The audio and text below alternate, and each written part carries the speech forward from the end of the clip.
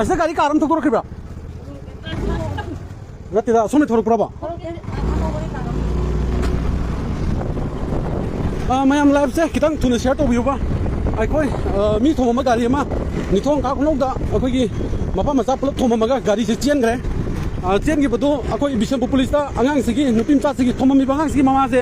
नरांग yum दान जलक्तबदगी अखोई बिशनपुर पीएस मिसिंग रिपोर्ट तौब लाखनी मिसिंग रिपोर्ट तौरींगी रिपोर्ट इरिंग चरक्तुदा अखोई मफा मचादो मुक गाड़ीना थोमबदगी हारिबा कौन से मैम गाड़ी थी वाब मोहरे कहीं तंगे अस गाड़ी में थोड़ा सुब अंगोब कार थौ गया ओ ओ अदो मैम मा जो बिशनपुर बिशनपुर पुलिस स्टेशन हजी गाड़ी ताना मैम मत मांगियो गाड़ी से चेन गए गाड़ी में सोम थौ मैम ओह क्या सिलम से क्या है हौजी हौजिंग सिदे थोड़ खरे है सि थोड़ तो थोड़ जा खजाला नते दे सि लान गरे बा सि लान गरे थोड़ दा मम फोन का ले सुनो त हाय हाय उदी सिदे का ता बया के बा बिशम बजा ता या सुनो सुना ता हाय बिशम बजा ता है बा कार अंगांग मपम सा अपलोड थोम मिनि नु चेन नि पुलिस न थलगा असदे सिदे ता या सिदे केम नै को मथक लंबी सिंग तार नि बा परे परे मैम से मपा मचा पुलप थोमगा मी तो कन्बी महत्ता चेंगरे चेंगी गाड़ी तानरपने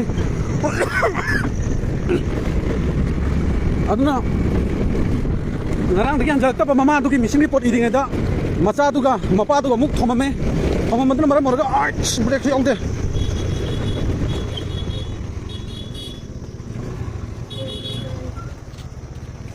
थोड़ा अंगोबा अंगोबने अंगोबने असी लंबी थोड़ी आईको ओ फरे फरे अदन मयांग मतें खिता पांगबियो लाइव से शेयर तोबियो अखोय ngarang गुमदगी अस कार अंगोबम थोगिब्रा कार अंगोबा मी थोमम बाइने अदना ममा दो ngarang दगी नुपा अमादा नत्र कना गुमन चखिम दो खंगरे नुपा दो ममा दो ngarang दगी हंजलक्तबनी अदुगी मिसिंग रिपोर्ट तोरिङैदा अखोय मम्मा मचा मक थोमदलमे गाड़ीना थोमदगी दुनी तानारैछे कहीं तंगे अस गाड़ी कार हम थोड़ा कम थोगे असीदा थोड़ा माले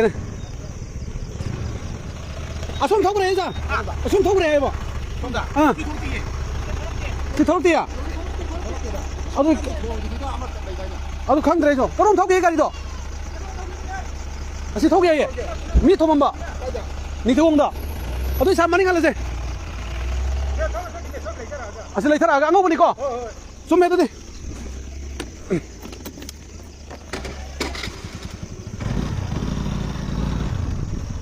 अदुना हजिक तानैसे मैम पुलिस याव तानैने मैम लाइफ शेयर तोबियो ngarangdagi mama hanjaltabagi missing report iringaida akoi khang gari kana thorko gari duna mapa macha pulap thomdalama ga chengre chengi bodo bishabu police thatpani pau pirakpadagi thalingai duda akoi amuk mang rahe tar saida mang ise bishampur 1 number kya hoiduna police se maming se gyan tadre aduna sai da lairaga laire ma se police se sakardai som chalagi so kalai dun thidibo aduna mayam please live se share to biyo kari lamdano thomlam libado nuaite hai ningta khom kha khono 1 number 34 अखोई ngarangdagi thomami bangang si mama yum nanjalaktabagi mission report iringaida hariba thokdok thokibani aduna thomami ba mission saida mangre jaga se khangri huru lera thibani thibam khangre haitare aduna mayam live se share to please akhangmana asta gari ango bam thorok baba na ta hajik na ta car som car thokte silam bisan chakhi lambi de oiduni Gypsy दिखाना तो police की तो समझाओ करेगा ऐसे कि तुरंत पांच फाव या लोग चाव फाव चलते आप लंबी ले ब्रा तो मचाम लाई गाड़ी थोक दिया दबा गाड़ी में चाय काट दिया दे बको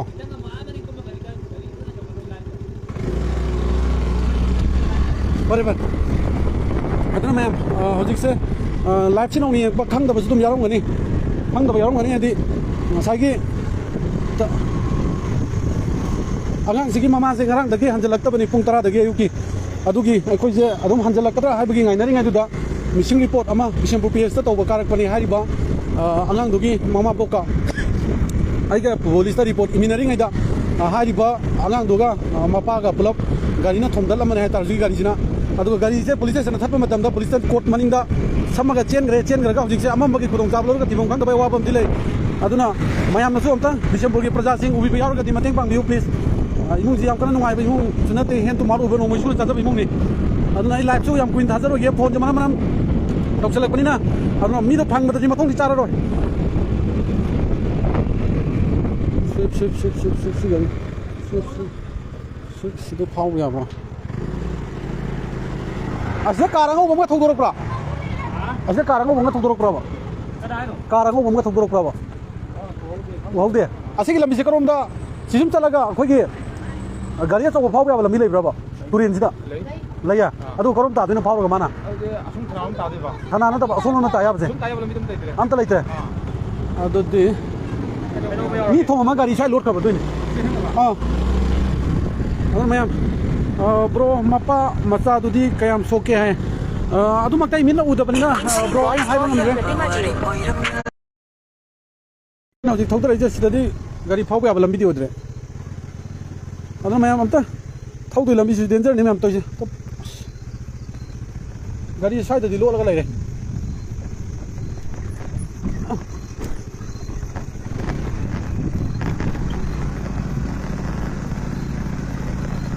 गाड़ी साइददि लोलगा लैरे साइद लोले गाड़ी से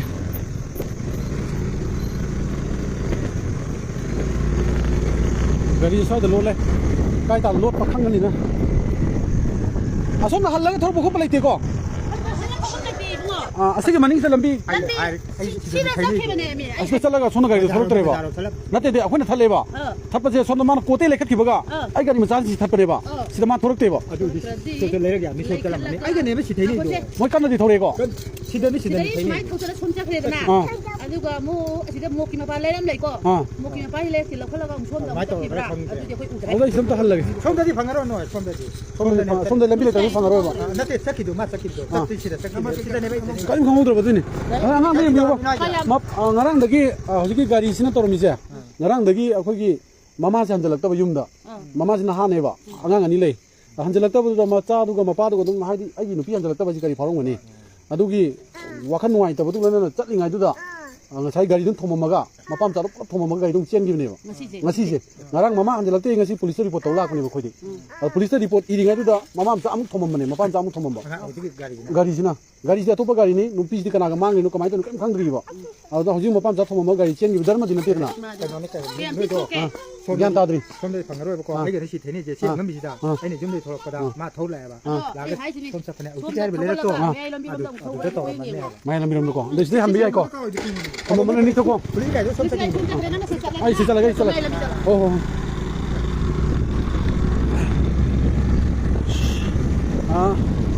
mayam yam nuaite di fangagati hoi moiso aingonda attempt torok bai ai ado fangagati kya mathong di chararoi kya mathong chararoi adi awaba magi matta awaba ma aduna hojik tawriba condition si among chade chadamina phangdribok jini ai tare chingnung oigra moigra thogjan gani break out de somda gari karango bonga thorok pobra asida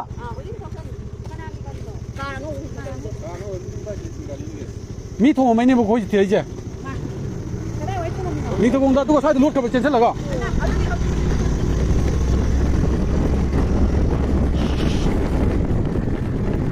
करी lump ननो है Bishanpur district नी तो गोंदा ने bro life से share तो बियो तो का चेनरी बे गाड़ी मा चेनफम लै रोय नुगान रिबुक थीनी हाय तारे अदना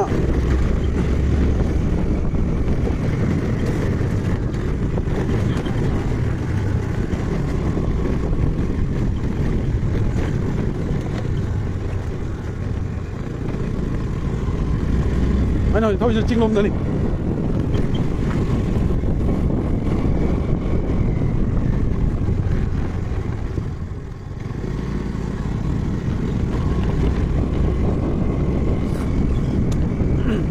aduna mayam aina live tha ba de tai magi nate mayam na mateng bang bin na bani like yam na ba share yam na ba subscriber yam na ba tha ba nate imung amagi awa ba da silai jira imung amagi awa ba da kitang mayam na mateng ama to na pangmin na si aina changi si kai ta duino kara yau duino khang de du गाड़ी थौकी sign गाड़ी चौबदी थौदब माले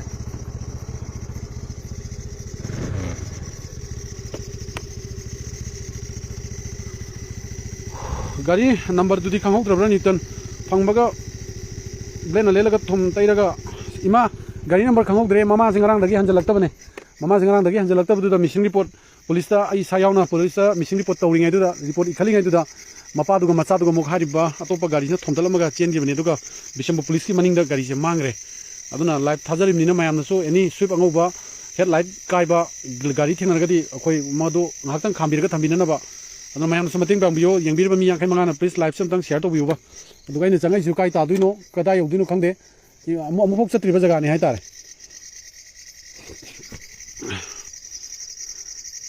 अदुना मयामai आइगी इचिनाउ सिंग तौजगे अदुगा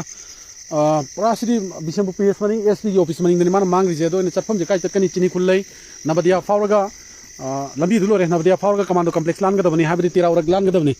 अदुना मयम मतंग पांगमिनसे मखा ताबसिदि iso गाड़ी थौरी mummy ताब्रा येंगो गाड़ी थौरी mummy ताब्रा येंगो हाय आई होय याम फजब साइ सने एमते येंजगे गाड़ी तैयार की ममी दी सिता देमा तादे हदी लाइट कापुसु यादेने गाड़ी की ममी दी ताद्रे अदुगा न्यूटन चलिरो हाय आइगा ngसागी मतै मा हंदुगा पुलिस रिपोर्ट चतपने मा अदो रिपोर्ट तौरिङ अदुदा मीदो थमदलगा चेनग्रे असिदा गाड़ी की कनो देम ताद्रे तैयार ममी कैका लेखो मनो उसिदा पक्ते हेतारे अदुन गाड़ी से साइड मांगदोइने अदुन गाड़ी की चेनफम जे अतै तोपत लैते बिशनपुर डीसी रोड हायतारे खो डीएसए ग्राउंड नाकन सोमदा चेनबा नत्रगना साइड जगह अमता लेसल लेबो ओइदुने अदुना मयाम खितंग मतेंग पांबियो चक्सलागा अदुना आइसु दो थीरी हायतारे फंगमगा मीदुदि मथोंग चाररोय सुख धर्म लैतबा कुकीदगेना साथीबा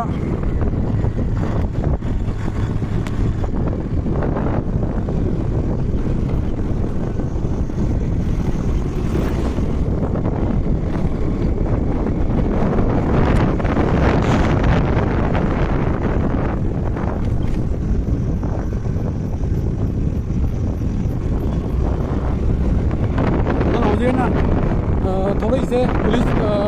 बिशनपुर पुलिस एसपी की ऑफिस मनिंग मयाम डीएसए ग्राउंड है खंगबा अखोगी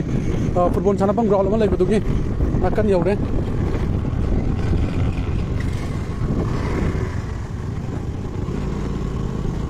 हंगदौजु कनाम लेकिन साइदा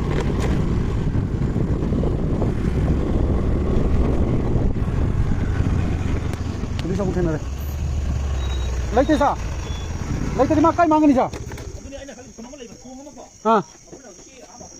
हाँ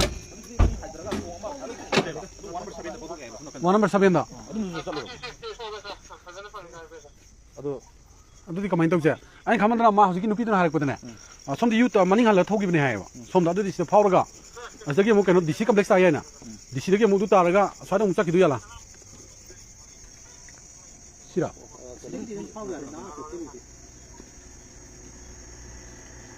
साबा डीसी बा यंग दे फरिने सा अदा सा कुमथरगने अखोय आंगांसिंसु कौथोगे खरा थिननबको काय खांगौदे हजि सारा गैना फामिने नुगाइरे खांबा नंबर बेदि खांगे हारेबा दुगा सिगि उमेन बेदि थगबदा उमेन बेदि केमेरा जु दम कापकना ओ फरे आई तानो के साथ थैंक यू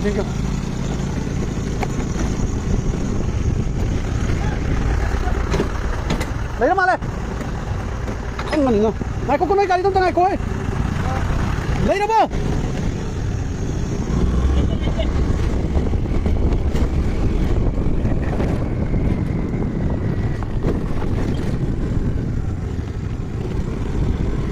mày không?